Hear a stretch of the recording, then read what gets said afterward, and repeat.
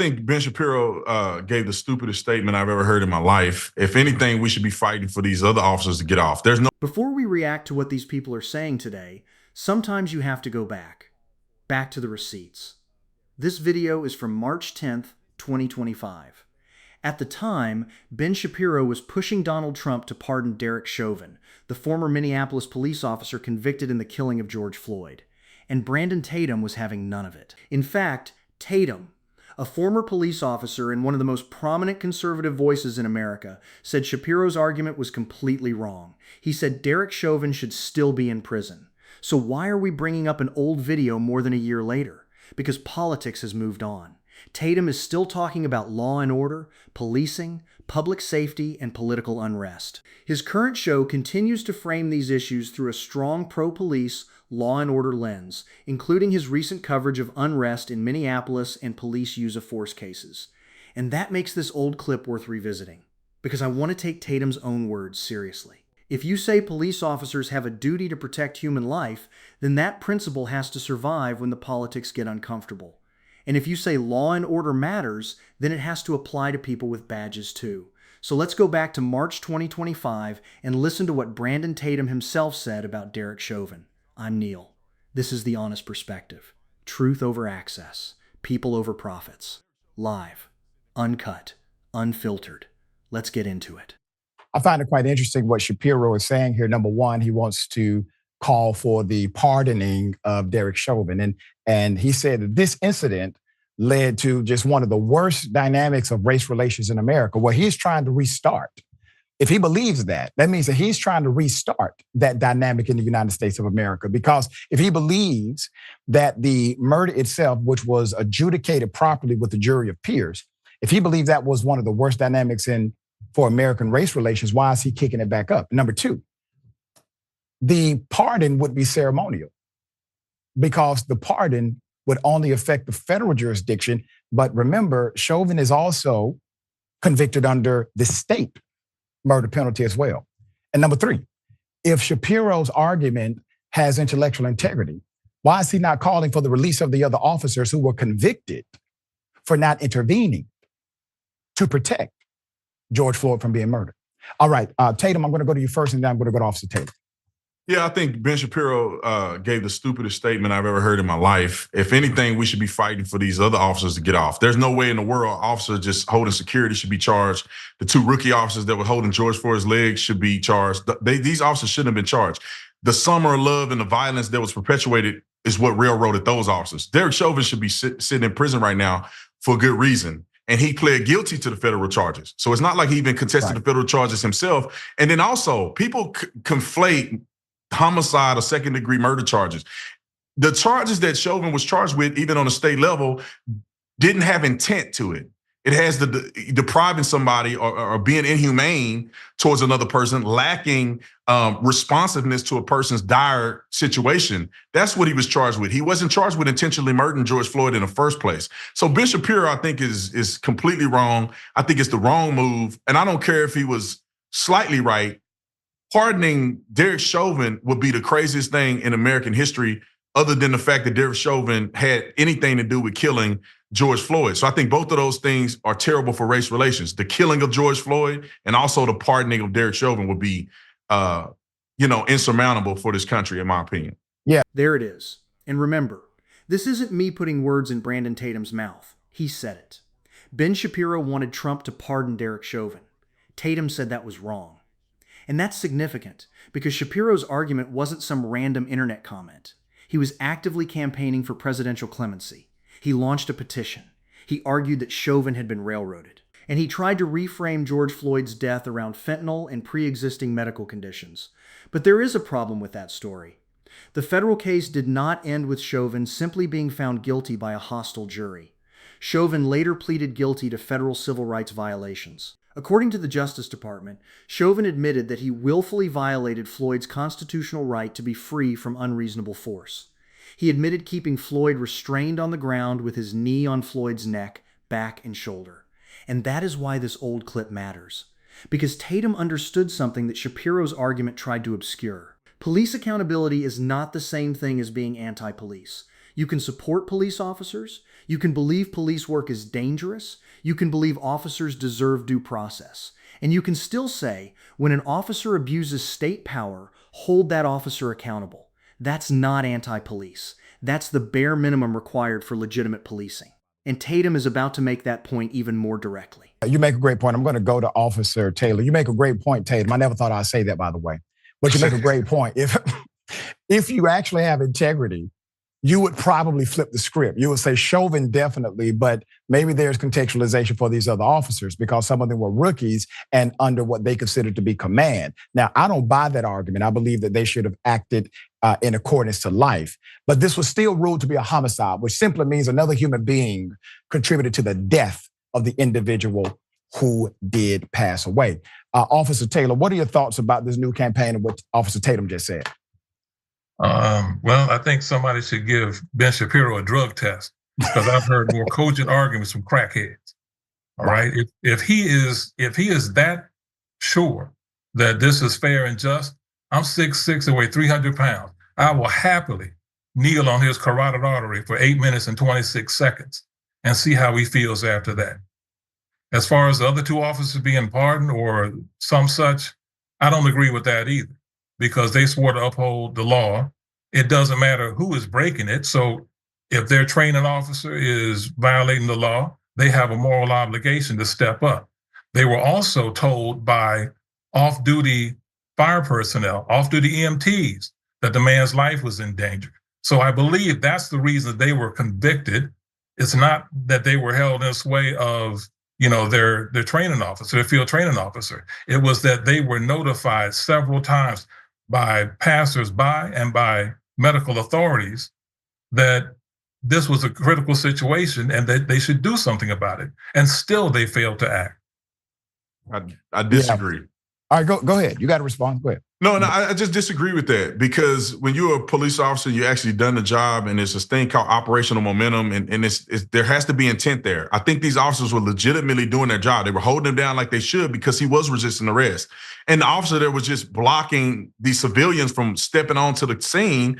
He wasn't doing anything but just blocking them. He don't have time to look back and see what Chauvin is doing and what he's not doing. There are people who actually say they can't breathe and fake medical emergencies all the time. That's not every other officer's job to try to jump in and intervene in that unless it's completely obvious. In this situation, they're trusting a senior officer to be doing what he's supposed to do.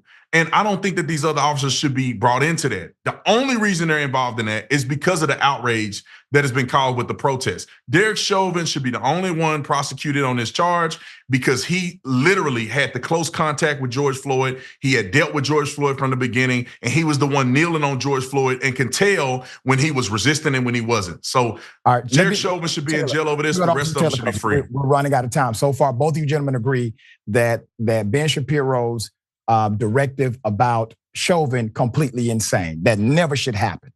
But the contextualization are the other cops who were charged and convicted. Officer Taylor, what's your response to Tatum? I still say that 8 minutes and 26 seconds is a hell of a long time to find your moral compass. It's time where, okay, if this is the job, if this is normal, I don't need to be here. I need to sell shoes or something like that. I don't do anything but this. So they had adequate time. This was not exigent circumstances. There was no crisis at hand. There was no danger to these officers. Okay, I have been in the same situation. I've had to watch out for my partners making an arrest. And there's plenty of time to check on the person. And if the person's not moving, person's not breathing, they're in obvious respiratory distress, and you're being advised of that by a competent official, in this case, an EMT, then at some point, anyone worthy of being an officer, anyone that had a moral compass would say, hey, look, this is enough. So we have to disagree on that. I'm glad we agree on, the basics that Shapiro's argument is pretty much just a political stunt and, just something to do to rally his base. But in terms of officer accountability, I think if you come out of the academy, you should have a strong moral sense of right and wrong. Now let's slow this down, because this is where the old clip becomes relevant to the politics we're watching now. Tatum is making a very specific argument. He's saying the other officers should not automatically be treated as guilty simply because they were present. That's a legitimate question. Individual responsibility matters. Evidence matters. Due process matters. But notice where even Tatum draws the line. He says officers have to have a strong moral sense of right and wrong. Exactly. So let's apply that principle consistently. Because in 2026, Tatum's show continues to spend enormous amounts of time talking about public disorder, police authority, and law and order. In January, for example, his Minneapolis coverage described unrest as something that had gone beyond protest and focused heavily on public safety and the police response. Fine. Let's talk about law and order. But law and order cannot mean obey the police when they're dealing with civilians, but don't question the police when they're dealing with civilians. That's not law and order. That's hierarchy. And there is an even bigger contradiction on the political right. The same political movement that constantly tells us that protesters must respect police authority has spent years attacking accountability mechanisms when police officers themselves abuse that authority. The standard becomes respect the badge, respect the chain of command, respect the chain of command. But where is the responsibility of the officer to respect the person underneath that badge? That's the question George Floyd's case forced America to confront. And the next section gives us the most revealing answer in this entire interview. Because Tatum is about to explain what he would have done if a person in police custody told him, "I can't breathe." Listen carefully. You should be able to enforce the law on anyone that breaks it, not just a criminal or a so-called thug. But what is he supposed? What are they supposed to do? What are they supposed to do? Let me ask you this. Let me ask you this question, because a friend of mine who's an elected sheriff, okay, and it's in a metropolitan area, and he said that years ago he told his men and women, if anyone says I can't breathe, believe them, no matter what. 100% believe them every single time and follow the protocol. That way, everybody stays safe. Would you disagree with that directive? No, we should get that in training 1,000 times a day. I mean, there's no reason if a man says, I can't breathe, I don't care if you like him or not, if you care about him or not, if you think he's faking or not, you got to CYA, cover your own butt, roll him into a recovery position and make an effort. Even if he's lying, I had plenty of people lie and say they can't breathe. I had people fake seizures. I still call for EMS and I still wrote them in a recovery position to do my part. And therefore, if they actually are telling the truth and they actually die, you have given an effort to help them. If Derek Chauvin would have rolled George Floyd into a recovery position, although George Floyd would have probably died because he ingested fatal amounts of drugs, we wouldn't even have this case right now because he would at least shown some level of adherence to his medical emergency. Now you say he ingested a fatal amount of drugs. That is not what came out. That what came out in the court that he ingested fatal amounts of fentanyl. So basically, you're saying that we can make a moral judgment on people, and then we decide what the value of their life is. Nobody's saying about value. The dude ingested a fatal amount of drugs. We all know that. So that's why he couldn't breathe. You said CYA, cover your ass. People don't die. Cover your ass is more important. What you say? You said CYA. You said cover your ass. That's what you said. Which means to me, when I hear you say that, that means that, you know, the only reason I'm doing this is in case something goes wrong. When it should be, there's three of you there. There's three officers. I'm going to do this whether he's faking or not. This man wasn't a threat. They don't know if he's faking or not. Because he said he can't breathe when he was in the back of the car. He was sitting up saying he can't breathe. Tatum, could you not have made that arrest yourself? I don't know. I wasn't there. In 8 minutes and 26 seconds, I could have stand up, been at the station and been working on the paperwork. I don't know. I wasn't there, but what I do know is that the man said he can't breathe. I'm going to roll him in a recovery position, whether or not I believe he's faking or not. I think Chauvin didn't believe him. That's what I think happened. But it doesn't matter if you believe the man or not. You need to act accordingly. It comes down to, and I think this is the point that Officer Taylor's making. If you have a level of humanitarianism inside of you, you're not doing it just to cover your ass. You're doing it because the individual. Well, it doesn't matter if you care or not. That's what I'm saying. Some people may not care. You shouldn't be there. Nah, that's not necessarily true. You need to do what you're asked to do. You don't have to like everybody you arrest. You don't have to But believe in these people. that's not about you. Don't have to Listen, you don't have to I like arrested a everybody, guy. brother, I arrested a having guy. Humanity is the point. I arrested a guy who mistreated children, had them locked in the house for 2 years, feeding them slop. They were skinny. They were 80-pound kids. I wanted to beat him. I wanted to beat him to death myself. However, I can't act like that. And I didn't care about his life. He faked like he had a seizure. I was hoping that he just passed out and died. But I treated him humanely. One reason to cover my own butt, because no matter how I felt about this man who mistreated children, I was still going to do what I was supposed to do in order for me not to go to prison in case this guy's really having a seizure. So it doesn't matter. We encounter people who kill people. No, we're we together on encounter that. people who molest children. I We understand encounter that. all of these things. I don't care about I've them done in the certain same cases. thing. But what I'm telling do you my is, job. what, right? Well, I understand, and I've done the same thing. But what I'm telling you is, at some point, when you made that arrest, you made a determination not to kneel on that man's carotid artery for 8 minutes and 26 seconds. That is what got him arrested. That is what got him convicted. That is why he should stay in prison. And those who enabled him, because an equal amount of time had lapsed, that they could have come to the same conclusion. They could have done it. But their jobs were more important than that man's life. And I don't think it's a fair. I don't think it's a fair judgment for them. And I you think all it's are fair going for to agree to disagree on that point. I'm flat out of time. That is the part I want you to remember, because now we've come full circle. We're looking at an old video, an old debate, an old argument. But the principle Tatum articulated here is still relevant. He said that if someone tells you they can't breathe, you respond. He said you don't have to like the person.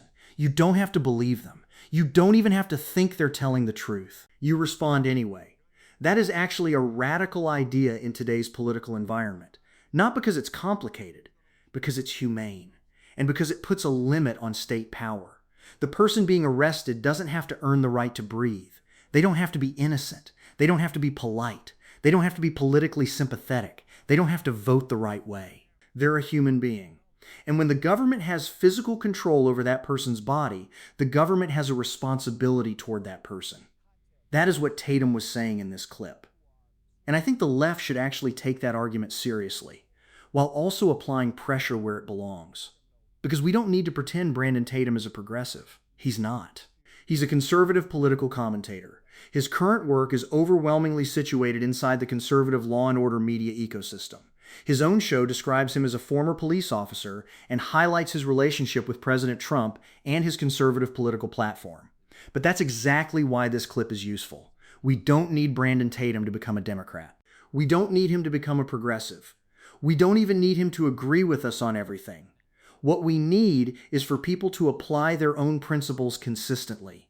And that's where I think the political right has a serious problem. Because law and order sounds great when you're talking about protesters. It sounds great when you're talking about undocumented immigrants. It sounds great when you're talking about crime. It sounds great when you're talking about poor people. It sounds great when you're talking about people with no political power. But the real test of law and order is what happens when the person accused of wrongdoing has power.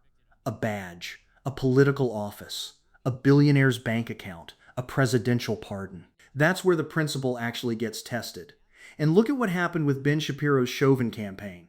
He wanted presidential clemency for a man who had already been convicted in state court and had pleaded guilty to federal civil rights violations. The federal pardon issue was also more limited than the political messaging suggested. Trump's presidential pardon power applies to federal offenses. It does not erase a state conviction. That distinction was pointed out by Minnesota Public Radio when the campaign began in March 2025. So even if Trump had granted the federal pardon Shapiro wanted, it would not magically erase Chauvin's Minnesota conviction. And then something even more revealing happened. The broader conservative movement did not simply forget about Chauvin. In 2026, Minnesota Republicans held a moment of silence for him at their state convention. Think about that. The man at the center of one of the most consequential police accountability cases in modern American history had become a symbolic figure for parts of the political right. The Guardian reported that the Minnesota Republican Convention held the moment of silence for Chauvin in June 2026, prompting criticism from Minnesota Attorney General Keith Ellison and Democratic lawmakers. And that tells us something. Because this isn't just about Derek Chauvin anymore. It's about what political movements choose to remember, who they choose to rehabilitate, who they choose to call a victim, and who they expect us to forget. George Floyd's family does not get to reverse history. They don't get a political campaign. They don't get a presidential pardon. They don't get a conservative media machine arguing that the man responsible for Floyd's death was actually the victim. They have to live with what happened. And that's why I reject the idea that criticizing police misconduct is somehow an attack on police officers. It isn't. If anything, the opposite is true. If you care about legitimate policing, you should care about distinguishing legitimate police work from abuse. If you care about officers doing their job safely, you should care about training that prevents unnecessary deaths. If you care about public trust, you should care about accountability. Because every time an officer abuses their authority and the institution closes ranks, it doesn't just hurt the victim. It hurts every decent officer who actually does the job correctly. It gives people a reason to distrust the police. It gives communities a reason to believe the system protects its own. And it makes policing harder. That's why accountability is not anti-police. Accountability protects the legitimacy of policing. And Tatum's own words from this old interview actually demonstrate that. He says you should help someone who says they can't breathe even if you think they're lying. He says you should do it even if you don't care about the person. And he says you should do it because that is what you're supposed to do. That's a principle I agree with completely. Where I disagree with the broader politics surrounding it is when that principle becomes selective. Because the same people who tell ordinary Americans, follow the law, respect authority, don't resist, accept the consequences, need to be willing to say the same thing when the person who violates the law is wearing a uniform. And they need to be willing to say it when the person violating the law is politically useful to their side. That's the part we cannot compromise on. Because if law and order only applies to people at the bottom, then it isn't really law and order, it's social control. And if accountability only applies to political opponents, then it isn't accountability, it's tribalism. And we have seen enough of that already. That's why I actually think going back to this March 2025 video was worth doing. Because sometimes the most powerful way to challenge somebody isn't to find a new clip. It's to find an old clip where they told us exactly what they believed. Then bring that principle into the present. And ask, do you still believe it? Do you still believe officers have a moral responsibility to protect the person in their custody? Do you still believe an officer shouldn't get a free pass simply because they wear a badge? Do you still believe I can't breathe should trigger action? Do you still believe that protecting someone's life matters even when you don't like that person? Because those are not democratic principles. Those are not Republican principles. Those are human principles. And if Brandon Tatum still believes what he said in this clip, then good. That is a standard worth defending. But then we should apply it everywhere, to every officer, every department, every politician, every president, and every political movement. Because the moment accountability becomes conditional, it stops being accountability. And the moment justice becomes a privilege reserved for people we like, it stops being justice. So yes, this is an old video. But that's exactly why we're watching it. Because old receipts can tell us a lot about the principles people claim to believe today. And sometimes the most revealing question isn't, what did you say yesterday? It's, will you apply the same standard today? If you believe law and order should apply to everyone, including people with badges and people with political power, subscribe to the honest perspective. We don't need access to power. We need accountability from power, truth over access. People over profits, live, uncut, unfiltered. I'm Neil. No badge, party, or presidency should put anyone above accountability. That's the honest perspective, and that's where I'll leave you.